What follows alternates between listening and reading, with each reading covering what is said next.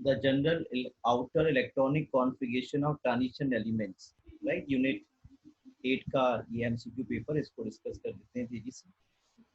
तो इसमें the general outer electronic configuration of transition element is, आप सभी ने पढ़ा है, कहीं पर NS1 हो जाता है, कहीं पर NS2 हो जाता है, और D1 to 10 रहेगा, राइट। सो इसका ऑप्शन जो है आपका, कहीं भी NS1 to 2 नहीं। जैसे क्रोमियम और कॉपर में आपने पढ़ा हुआ है कि क्रोमियम में Cr 3D5 4s1, आपने कॉपर का केस पढ़ा हुआ है 3D10 4s1।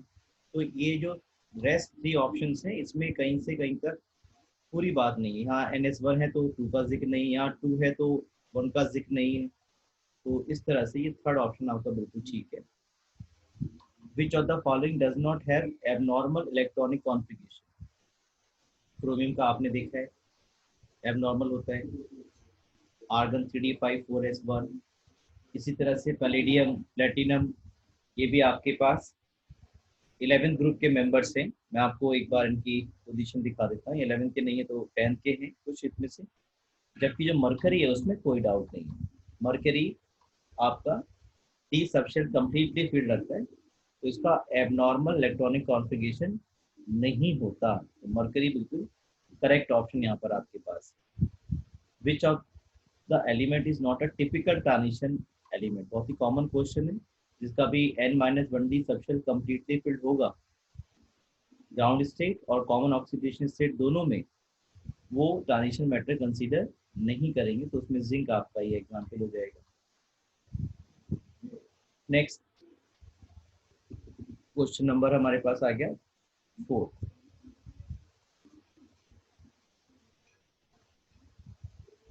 The trend in ionization enthalpy of transition element is not regular। तो देखिए, जो स्टेबिलिटी अगर बढ़ जाती है एक इलेक्ट्रॉन लूज करने पर, यहाँ तो आयनाइजेशन एंथैल्पी और transition element regular base, because कह रहे हैं जो ट्रांजिशन मेटल्स हैं उनमें आयनाइजेशन एंथैल्पी का जो वेरिएशन है वो एक रेगुलर नहीं ऑब्जर्व होता। तो उसकी वजह क्या होती है कि इलेक्ट्रॉन अगर लूज कर रहा है कोई भी एटम, तो उसके जो इलेक्ट्रॉन लूज करने के बाद जो कॉन्फ़िगरेशन है वो बहुत ज़्यादा अगर स्टेबलाइज हो जाता है, तो वहाँ उसका ये रीज़न हो सकता है। तो यहाँ पे जो आंसर है, due to different electronic configuration stability की वजह से भी हो सकता है, और removal of one electron alters the relative energies of 4s and 3d orbitals। तो कुछ बुक्स में इसका आंसर फर्स्ट एंड सेकंड दोनों दे रखा है, और कुछ बुक्स में इसका आंसर जो है वो केवल फर्स्ट दिया हुआ है। Removal of one electron alters the relative energies of 4s and 3d। अगर आप क्रोमियम का केस देखेंगे, क्रोमियम में आर्गन 3D5 4s1 रहता है, तो अगर वहां से एक इलेक्ट्रॉन चला जाता है तो वो half field extra stable configuration attain कर लेता है, तो उसमें से फर्दर इलेक्ट्रॉन निकालना मुश्किल होता है। लेकिन मैंगनीज में ऐसा नहीं है, मैंगनीज में आसानी से इलेक्ट्रॉन निकाल सकते हैं। कॉपर में ऐसा नहीं है, फर्स्ट इलेक्ट्रॉन आसानी से निकाल सकते हैं। तो जो एक इलेक्ट्रॉन का रिमूवल है वो आल्टर करेगा, चेंज कर देगा relative energies of 4s and 3d orbitals. तो इसका ऑप्शन 4 काफी बुक में दे रखा है, और कुछ बुक्स में फर्स्ट भी दिया, और दोनों में जो भी आपने अटेम्प्ट किया दोनों ही ठीक हो सकते हैं, उसको कंसीडर किया जा सकता है। क्योंकि इलेक्ट्रॉनिक कॉन्फ़िगरेशन की स्टेबिलिटी भी आयनाइजेशन एंथैल्पी को डिसाइड करती है। तो कहीं कहीं पर एक इलेक्ट्रॉन लूज करने के बाद जो आयनाइजेशन एंथैल्पी है सेकेंड वाली, वो काफ़ी ज़्यादा बढ़ जाती है। लेकिन क्योंकि यहाँ पे फर्स्ट सेकंड की बात नहीं की है, केवल आयनाइजेशन एंथैल्पीज की बात की है, तो इलेक्ट्रॉनिक कॉन्फ़िगरेशन की जो स्टेबिलिटी वाली बात है, इसको कहीं ना कहीं साइड कर दिया गया है, और इसलिए जो ऑप्शन फर्स्ट है उसको भी आंसर किया गया है। Now we go to the fifth one, the element having lowest ionization enthalpy. किस एलिमेंट की आयनाइजेशन एंथैल्पी सबसे कम होगी? तो देखिए, इस तरह के जो क्वेश्चन का आंसर है वो बच्चे जनरली इलेक्ट्रॉनिक कॉन्फ़िगरेशन के बेस पर देने की कोशिश करते हैं। D6 और S2, कोबाल्ट का अगर देखेंगे, ये फर्स्ट आयनेशन एंथैल्पी के बारे में बात हो रही है, D7S2 3D7 4S2, कॉपर का D10 और 4S1, और यहाँ पर D8 और S2। तो लोएस्ट आयनाइजेशन एंथैल्पी पूछी, वो भी फर्स्ट वाली। तो यहाँ पर तो S2 और कॉपर में कितना है S1। तो जनरली बच्चे क्या आंसर कर देते हैं, कॉपर करते हैं, लेकिन ये डाटा एक्चुअल में देखना पड़ेगा। आपने देखा है स्कैंडियम से जब आप मूव करते हैं आयरन तक, कोबाल्ट तक, तो साइज डिक्रीज होता है, और कोबाल्ट के बाद फिर से जो है साइज जिंक तक बढ़ना शुरू हो जाता है, फेरिक, कोबाल्ट, निकिल, कॉपर, इस तरह से। तो यहाँ पर अगर ओवरऑल सारे फैक्टर्स को कंसीडर किया जाए, तो जो लोएस्ट आयनाइजेशन एंथैल्पी है, ये जो चार मेंबर आपके सामने स्क्रीन पर है, उनमें से निकिल की होगी। इसका रीजन, इसका इफेक्टिव न्यूक्लियर चार्ज कम हो जाता है। ये देखा ना आपने, कोबाल्ट से जब चल रहे हैं निकिल, कॉपर, जिंक, तो कोबाल्ट से निकिल की तरफ चलने पर साइज जो है मिडवे के बाद साइज बढ़ जाता है, और साइज बढ़ने की वजह से जो निकिल की आयनाइजेशन एंथैल्पी है, वो इन सभी मेंबर जो आपके सामने स्क्रीन पर है उनमें सबसे कम हो जाएगी। तो इसका ऑप्शन थर्ड रहेगा, इसको आपको याद रखना है। Question number 6, choose the correct pair of regarding IE3, यानी कि किस केस में जो थर्ड आयनाइजेशन एंथैल्पी की वैल्यू दूसरे मेंबर से ज्यादा होगी। तो ये आपका थर्ड ऑप्शन हो जाना चाहिए, क्योंकि जो जिंक है उसका IC आप अगर लिखेंगे तो आर्गन CD10 4S2 होता है। जिंक का इलेक्ट्रॉनिक कॉन्फ़िगरेशन क्या रहता है, आर्गन CD10 4S2। तो जब दो इलेक्ट्रॉन लूज कर दी तो डी फुल्ली फिल्ड हो गया, हाईली स्टेबल हो गया। और कॉपर में ऐसा नहीं होता, कॉपर में 4S1, यानी कि सेकंड इलेक्ट्रॉन में बहुत दिक्कत हो जाएगी कॉपर के केस में। तो इसलिए जो थर्ड वाला ऑर्डर है वो ठीक है, जिसमें जिंक की जो थर्ड आयनाइजेशन एंथैल्पी है वो कॉपर से ज़्यादा रहेगी।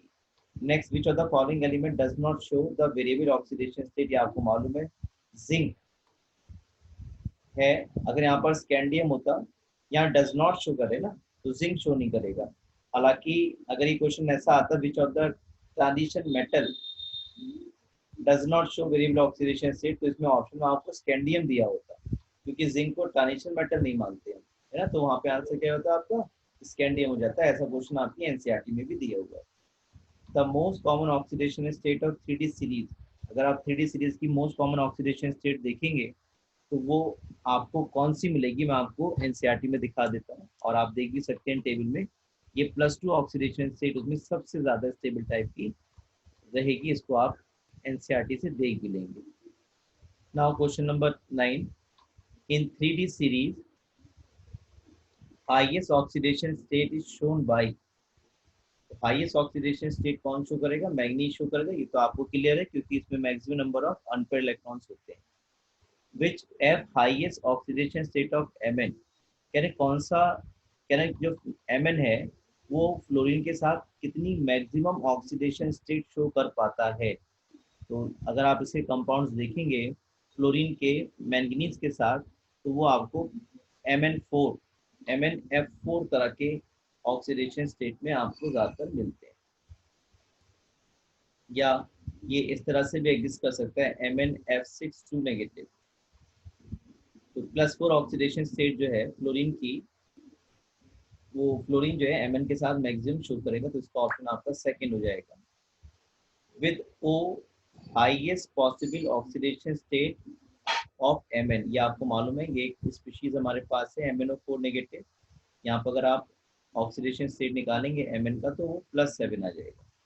और इसका रीजन भी है, क्योंकि जो ऑक्सीजन है, क्वेश्चन आता है हमारे पास फ्लोरीन और ऑक्सीजन में से F की इलेक्ट्रोनेगेटिविटी ज़्यादा है O से, इसके बावजूद भी जो हायर ऑक्सीडेशन स्टेट के कंपाउंड्स हैं, मैंगनीज को ऑक्सीजन के साथ बनाता है, ना कि फ्लोरीन के साथ।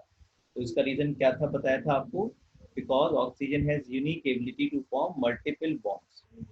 Oxygen stabilize higher oxidation state because, देखिए क्वेश्चन आ गया, देखिए, because of its tendency to form double bond, या मल्टीपल बॉन्ड होता तो वो भी चल जाता। तो ऑक्सीजन जो है हायर ऑक्सीडेशन स्टेट को कैसे लिए स्टेबिलाईज कर पाता है, क्योंकि वो मल्टीपल बॉन्ड बनाता है, डबल बॉन्ड बना लेता है, और डबल बॉन्ड की वजह से उसकी स्टेबिलिटी जो है वो बढ़ जाती है। विच ऑफ द फॉलोइंग है हाईएस्ट मैग्नेटिक मूवमेंट। भाई हाईएस्ट मैग्नेटिक मूवमेंट कैसे पता करते हैं? Mu is equal to under root n n+2, और इसकी यूनिट आपने मुझे कई बार बताया बोहर मैग्नेट्रॉन होती है, राइट। यहाँ पर n जो है नंबर ऑफ अनपेयर्ड इलेक्ट्रॉन है, तो इसमें आपको देखना पड़ेगा नंबर ऑफ अनपेयर्ड इलेक्ट्रॉन कहाँ सबसे ज्यादा मिल रहे हैं। तो मुझे तो Mn का केस लग रहा है, मैं लिख के भी देख लेता हूँ इसी। देखिए आर्गन 3d5 4s2 होता है, तो एक इलेक्ट्रॉन अगर चला गया तो कितना रह गया 4s1, यानी कि 5 अनपेयर्ड हो गया d5 में और एक अनपेयर्ड हो गया आपका s में, तो टोटल 6 अनपेयर्ड हो गए। इसलिए सेकंड ऑप्शन ठीक है, 6 ज्यादा अनपेयर्ड तो किसी में मिलेंगे नहीं आपको जो 3D सीरीज है। नेक्स्ट देखेंगे question number 14। Reduction potential of M2 positive M will depend on, ये किस पर डिपेंड करेगा? First and second ionic enthalpies के सम पर, एंथैल्पी ऑफ एटमाइजेशन या enthalpy of sublimation, hydration enthalpy. तो आपने ये चार्ट पढ़ा हुआ है और इसका आंसर क्या हो जाएगा आपका? ऑल ऑफ दीज हो जाएगा। Amongst the following ion which is considered as the most stable in M2 positive state, तो जिसका रिडक्शन पोटेंशियल सबसे ज्यादा नेगेटिव हो, वो टेंडेंसी नहीं रखेगा रिड्यूस होने की, और वो सबसे ज्यादा स्टेबल होगा। जैसे आप देखिए इन सभी में जो सबसे नेगेटिव वैल्यू रिडक्शन पोटेंशियल की है वो टाइटेनियम की ही है, Ti2 पॉजिटिव टू Ti -1.63, यानी कि इसकी टेंडेंसी बहुत ही पुअर है टू गेट रिड्यूस, और इसीलिए ये आसानी से रिड्यूस नहीं होगा। और जो Ti2 पॉजिटिव यानी कि M2 पॉजिटिव स्टेटस में स्टेबिलाईज रहेगा, और सबसे ज़्यादा टेंडेंसी किसकी होगी रिड्यूस होने की? Mn2 पॉजिटिव की Mn में, क्योंकि ये कैसी है? पॉजिटिव वैल्यू है। Now question number 16। Electrode potential of M2 positive M for निकल इज एबनॉर्मल। जो एबनॉर्मल इलेक्ट्रोड पोटेंशियल है निकिल का, वो क्यों है? उसका रीजन आपसे जानना चाह रहे हैं। तो आप देखेंगे जो निकिल है उसका जो हाइड्रेशन एंथैल्पी की अमाउंट है वो काफ़ी ज़्यादा हो जाती है।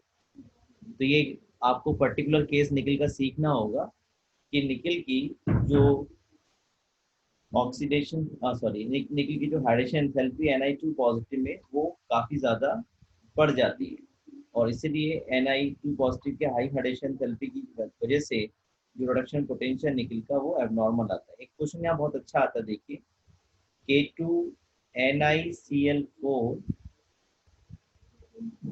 Cl6 कर लेते हैं।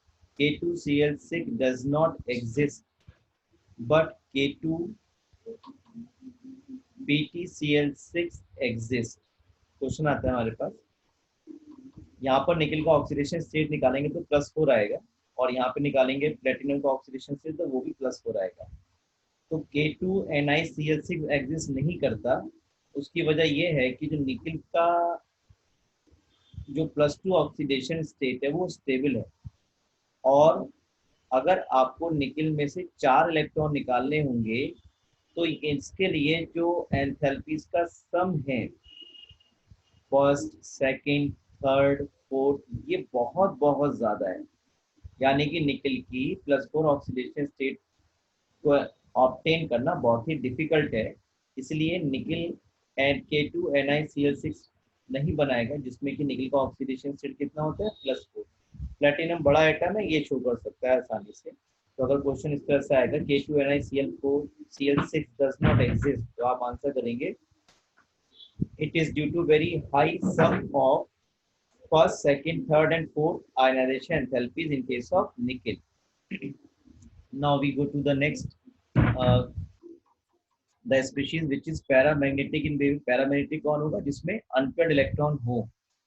तो देखिए Cr1 पॉजिटिव में अनपेयर्ड इलेक्ट्रॉन होंगे, ये आपको मालूम है। Cr पॉजिटिव का अगर आप इसी लिखेंगे तो आर्गन 3d5 और 4s 0 हो जाएगा भी, है ना। आर्गन 3d5 4s 0, तो इसमें अनपेयर्ड इलेक्ट्रॉन तो है, तो इसका फर्स्ट ऑप्शन ये हो जाएगा।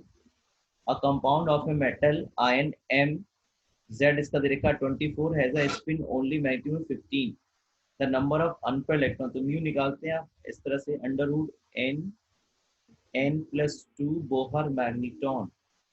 तो ये दे रखा है इस बार √15 दे रखा है, म्यू आपको √15 दे रखा है, और ये फॉर्मूला होता है n+2 का रूट। तो n पूछा है, नंबर ऑफ अनफिल्ड इलेक्ट्रॉन पूछे, दोनों का स्क्वायर कर दो तो 15 इज इक्वल टू कितना आ जाएगा, n+2।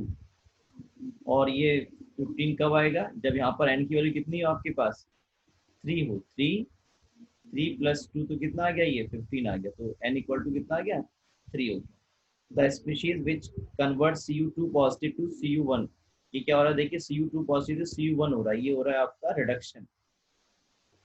तो आपको कोई ऑक्सीडाइजिंग एजेंट चाहिए, तो I नेगेटिव खुद रिड्यूस हो सकता है I2 में, और ऑक्सीडाइजिंग एजेंट की तरह काम कर सकता है। ये फॉर्मल्डिहाइड है, ये भी ऑक्सीडाइज हो सकता है फॉर्मिक एसिड में, और खुद रिड्यूसिंग एजेंट की तरह काम कर सकता है। ऐसे Cn नेगेटिव का भी ऑक्सीडेशन हो सकता है, और तो तीन ऑप्शन इसके सही है, all of these. The species which converts U2 positive to Cu1 positive, इसका रिडक्शन करना है, तो कोई ऐसी स्पीशीज चाहिए जो रिड्यूसिंग एजेंट की तरह काम कर सके। तो रिड्यूसिंग एजेंट की तरह काम कौन कर पाएगा, जिसका खुद ऑक्सीडेशन हो रहा, वही तो रिड्यूसिंग एजेंट की तरह काम करे, वो इसका रिडक्शन कर पाएगा Cu2 पॉजिटिव से Cu में। तो ऑप्शन आपका फोर्थ यहाँ पर ठीक हो रहा है क्वेश्चन नंबर 19 में। Now question number 20, which of one of the following is not a condition for complex formation? Small atomic size ठीक है, हाई न्यूक्लियर चार्ज ठीक है, वेरिएबल ऑक्सीडेशन सिर्फ तो कैटालिटिक प्रॉपर्टी की होती है, availability of vacant D atomic orbital ये भी ठीक है। तो नॉट अ कंडीशन पूछा है, कौन सी कंडीशन नहीं होगी, तो थर्ड ऑप्शन आपका ठीक है, क्वेश्चन नंबर 20 का थर्ड ऑप्शन आपका ठीक है। नाउ नेक्स्ट 21, ये आप सबको बहुत अच्छे से मालूम है, जो ब्रास है वो किसका एलॉय है, कॉपर एंड जिंक का है। An acidic medium 1 mole of KMnO4 accept how many moles of electron in redox process. ये देखिए आपके पोटेशियम परमैंगनेट इस बार सिलेबस से हट गया, लेकिन मैं आपको एक जनरल आइडिया दे देता हूँ। देखिए ये MnO4 नेगेटिव एसिडिक मीडियम में कोई भी सब्सटेंस हो, कोई भी रिएक्टेंट हो, उसे ऑक्सीडाइज कर देगा प्रोडक्ट में, ये वाटर बन जाएगा, और खुद जो MnO4, sorry this is MnO4 negative, and this MnO4 negative will itself reduce to Mn2 positive। ये आपके पास +7 ऑक्सीडेशन स्टेट है यहाँ पे, इसका यहाँ पे +2 है। तो in acidic medium 1 mole of KMnO4 accept how many moles of electron in redox reaction. देखिए कितने का डिफरेंस है यहाँ पे ऑक्सीडेशन नंबर, +7 से +2। तो रिडक्शन में हमेशा इलेक्ट्रॉन ऐड होते हैं, तो यही पूछ रहे हैं यहाँ पे। In acidic medium 1 mole of KMnO4 accept कितने इलेक्ट्रॉन को एक्सेप्ट करेगा, +5। तो ऑप्शन आपका थर्ड ठीक हो जाएगा। Now in dichromate dianion, मैं आपको डाइक्रोमेट डाई एनायन का स्ट्रक्चर बना के दिखाता हूँ। आपने क्लास 11th में भी सीखा होगा इसका स्ट्रक्चर, जब आप लुईस डॉट स्ट्रक्चर बनाना सीखते हैं। Cr डाइक्रोमेट, ये हो गया Cr2O7 2 negative, this is dichromate dianion. इसका स्ट्रक्चर अगर हम बनाएंगे तो ऐसा रहता है, देखिए Cr double bond O, double bond O, single bond O, O, Cr double bond O, double bond O, and this is single bond O, और ये दो नेगेटिव चार्जेस यहाँ पर आ गए। तो यहाँ देखने से आपको लग रहा है कि भाई यहाँ पर कितने बॉन्ड जो है वो इक्विवेलेंट यानी कि सेम है, 1 2 3 4 बॉन्ड लग रहे हैं। किसी बच्चे को 4 Cr बॉन्ड O, किसी बच्चे को लग रहे हैं देखने से Cr डबल बॉन्ड हो, Cr डबल बॉन्ड हो, Cr डबल बॉन्ड हो, Cr डबल बॉन्ड हो, ये चार सही लग रहे हैं। तो एक्चुअल में क्या है, इस ऑक्सीजन एटम के अलावा ये 6 ऑक्सीजन एटम जो हैं ये रेजोनेंस में पार्टिसिपेट करेंगे भाई। इस ऑक्सीजन के अलावा जो सेंटर में ऑक्सीजन है, ब्रिज ऑक्सीजन है, इसके अलावा ये सभी 6 ऑक्सीजन एटम रेजोनेंस में पार्टिसिपेट करेंगे। तो ये नेगेटिव चार्ज कभी यहाँ आ जाएगा, डबल बॉन्ड यहाँ आ जाएगा, फिर कभी नेगेटिव चार्ज यहाँ, डबल बॉन्ड यहाँ, फिर यहाँ पर भी ऐसे ही होगा। तो ये सभी, ये वाला 1 2 3 4 5 6, इन सभी Cr बॉन्ड 6 जो ऑक्सीजन बॉन्ड्स हैं, इन सभी की जो बॉन्ड लेंथ है वो बराबर हो जाएगी ड्यू टू द रेजोनेंस। इसलिए इसका जो आंसर है वो हो जाएगा हमारे पास second. 6 Cr single bond O bonds are equal, भावना वही है, यहाँ पे डबल बॉन्ड भी हो सकता है, यानी कि Cr बॉन्ड जो ओ बॉन्ड्स हैं वो इक्विवेलेंट है। बच्चे जनरली गलती क्या कर देते हैं, यहाँ ये काउंट कर लेते हैं 1 2 3 4, ये बताते हैं सेम है, या फिर ऐसे देख लेते हैं 1 2 3 4। ये बात गलत है। रेजोनेंस की वजह से ये जो Cr के साथ जो 6 ऑक्सीजन एटम अटैच है, ये 3 और ये 3, इन सभी की बॉन्ड लेंथ बराबर हो जाती है। तो ऑप्शन आपका सेकंड ठीक है। Now 24, which one of the following oxide is acidic in nature? भावना इनकी है कि कौन सबसे ज्यादा एसिडिक होगा, तो जिसमें ऑक्सीडेशन स्टेट सबसे ज्यादा हो वो सबसे ज्यादा एसिडिक होगा, वो सबसे ज्यादा अच्छा लुइस एसिड होगा। यहाँ +2 है, यहाँ देखेंगे Cr का +3 है, यहाँ पे +4 है और यहाँ पे +6 है। तो जहाँ ऑक्सीडेशन स्टेट सबसे ज्यादा होगी वो सबसे ज्यादा एसिडिक ऑक्साइड रहेगा, तो CrO3 में +6 है। The inner transition element that is radio active in nature, तो प्रोमीथियम रहता है। मैं आपको बताता हूँ क्योंकि आपने ये थोड़ा कम पढ़े हैं लेंथेनाइड एक्टिनोइड, तो इसमें जो इनर ट्रांजिशन एलिमेंट है वो प्रोमीथियम रहेगा जो कि रेडियो एक्टिव नेचर का रहता है। नेक्स्ट हम मूव करेंगे क्वेश्चन नंबर 26 पर। The lanthanide contraction is responsible for the fact, ये आपको क्लियर है, जर्कोनियम हाफनियम है अबाउट द सेम रेडियस, ये मैंने बताया था आपको। ये जर्कोनियम जो है सेकंड रो ट्रांजिशन सीरीज का मेंबर है और हाफनियम आपके पास 3D सीरीज का मेंबर, सॉरी 3D कह रहा हूँ, थर्ड रो ट्रांजिशन सीरीज का मेंबर है। इसलिए इनकी एटॉमिक रेडियाई लेंथेनाइड कॉन्ट्रैक्शन की वजह से लगभग लगभग सेम हो जाती है। और आपने ये भी पढ़ा है जो सेकंड और थर्ड रो ट्रांजिशन सीरीज के मेंबर्स हैं, इनकी atomic radii due to lanthanide contraction which is caused by very poor shielding effect produced by 4s subshell की वजह से अराइज होता है। तो size of lanthanide decreases because of poor shielding effect. Lanthanide की बात आएगी तो 4s की पुअर शील्डिंग, एक्टिनोइड की बात आती तो 5f आता। अगर एक्टिनोइड का क्वेश्चन होता तो एक्टिनोइड में 5f की पुअर शील्डिंग की वजह से होता। द स्ट्रॉन्गेस्ट बेस इज, इसमें आपको पोजीशन देखनी पड़ेगी तब आप बता पाएंगे सबसे ज्यादा स्ट्रॉन्गेस्ट बेस कौन है। Cerium, lutetium, ytterbium, promethium. आपको मालूम है लेंथेनॉइड कॉन्ट्रैक्शन की वजह से, लेंथेनॉइड कॉन्ट्रैक्शन की वजह से जब आप सीरियम 58 से लेकर के लुटीशियम 71 की तरफ चलेंगे तो साइज लगातार डिक्रीज होता चला जाता है और इसी को हम बोलते हैं lanthanoid contraction. The gradual decrease in atomic radii in case of lanthanoid is called lanthanoid contraction, यानी कि लेफ्ट टू राइट जब चलेंगे तो साइज लगातार डिक्रीज होता जाता है। तो सबसे बड़ा साइज किसका हो गया, सीरियम का हो गया, यानी कि सीरियम बॉन्ड OH जो बॉन्ड लेंथ है वो सबसे ज्यादा बड़ी हो गई और लुटीशियम बॉन्ड OH बॉन्ड लेंथ सबसे छोटी हो गई। तो इसलिए इसको तोड़ना आसान है, ये आसानी से OH नेगेटिव को रिलीज कर देगा और जो जितनी आसानी से OH नेगेटिव को लूज करेगा वो उतना स्ट्रॉन्ग बेस रहेगा। तो 28 का ऑप्शन फर्स्ट ठीक हो जाएगा। The element is not present in misch metal, misch metal में आपको बताता हूँ ये स्पेशल टाइप का एलॉय है लेंथेनॉइड्स का। मिश मेटल लेंथेनॉइड का स्पेशल एलॉय है जिसमें 95% तो कोई भी लेंथेनॉइड हो सकता है। लेंथेनॉइड को इन जनरल Ln से एक्सप्रेस कर देते हैं और उसमें 5% के लगभग आयरन रहता है और बहुत ही स्मॉल ट्रेसेस में उसमें दूसरे मेटल्स भी हो सकते हैं, सल्फर के कुछ ट्रेसेस हो सकते हैं यहाँ पर। तो देखो लेंथेनम तो हो सकता है क्योंकि लेंथेनॉइड से लेंथेनम हो सकता है। आयरन मैंने बता दिया 5% आयरन रहेगा उसमें, ये भी हो सकता है। और सीरियम ये भी लेंथेनाइड है, ये भी हो सकता है।